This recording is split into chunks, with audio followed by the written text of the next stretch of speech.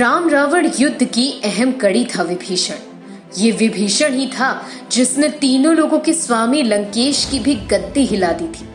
वो विभीषण ही था जिसने रामदल में जाकर रावण का कच्चा चिट्ठा खोल दिया था। आज एक रावण का अंत हुआ है, मगर आज कहानी थोड़ी बदल गई है। कहानी बदल गई है, किरदार बदल गए हैं। अगर कुछ नहीं बदला तो वो है अंजाम। अंजाम वो जो सबको पता था, मगर सवाल बहुत बड़े हैं। विकास दुबे, वो आदमी जिसकी खुद की मां ने उससे मुंह फेर लिया।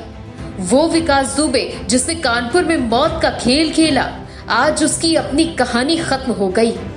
मगर जहां उसकी जीवन की कहानी खत्म हुई, वहीं से कई सवालों का और एक नई कहानी का शुभारंभ हुआ है। कहानी विकास के इस इनकाउंटर की, जिस पर अब सवाल खड़े हो रहे हैं। उत्तर प्रदेश के मोस्ट वांटेड अपराधी विकास दुबे को मार गिराया गया। कानपुर के बिकरू गांव में 2 जुलाई को 8 पुलिसकर्मियों की हत्या के मामले में ये बहुत बड़ी पुलिसिया कार्रवाई है। उस पर 5 लाख का इनाम था। आतंकवादी कहा जाए तो गलत नहीं होगा। पुलिस की माने तो उज्जैन से कानपुर लाते समय विकास दुबे ने भागने की कोशिश की। इस दौरान एनकाउंटर हुआ और वो मारा गया। विकास दुबे के एनकाउंटर को लेकर कानपुर पुलिस की ओर से जारी बयान में कहा गया है कि 5 लाख के इनामी विकास दुबे को उज्जैन से गिरफ्तार किए जाने के बाद पुलिस और एसटीएफ की टीम आज 10 जुलाई को कानपुर नगर ला रही थी। कानपुर नगर भौती के पास पुलिस की गाड़ी दुर्घटनाग्रस्त होकर पलट जाती है। विकास दुबे और पुलिसकर्मी घायल हो जाते हैं। कानपुर पुलिस के मुताबिक इस दौरान विकास दुबे ने घायल पुलिसकर्मी की पिस्टल छीनकर भागने की कोशिश की। पुलिस टीम ने पीछा कर उसे घेर कर आत्मसमर्पण करने के लिए कहा, लेकिन वो नहीं माना और पुलिस टीम पर फायर करने लगा। पुलिस ने आत्मरक्षार्थ जवाबी कार्रवाई की।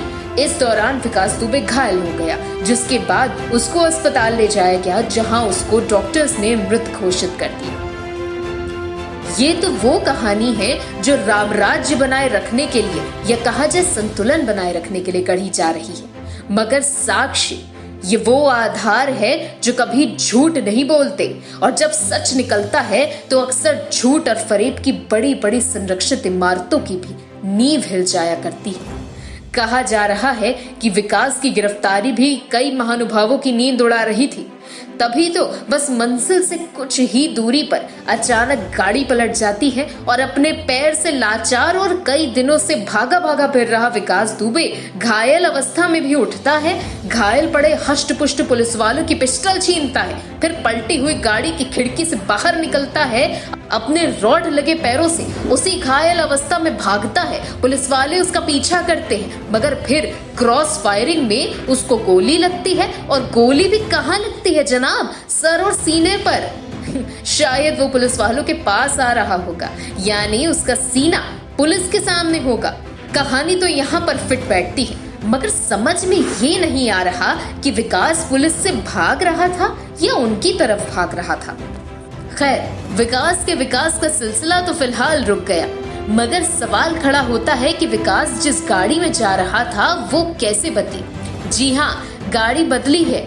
देखिए, 2 तस्वीरें आपके सामने हैं। ये वो गाड़ी है जो टोल नाके पर देखी गई थी, जिसमें विकास पहले था, और ये आज क्राइम सीन की गाड़ी के नंबर प्लेट साफ साफ इस बात की बानगी दे रहे हैं कि गाड़ी बदली गई है।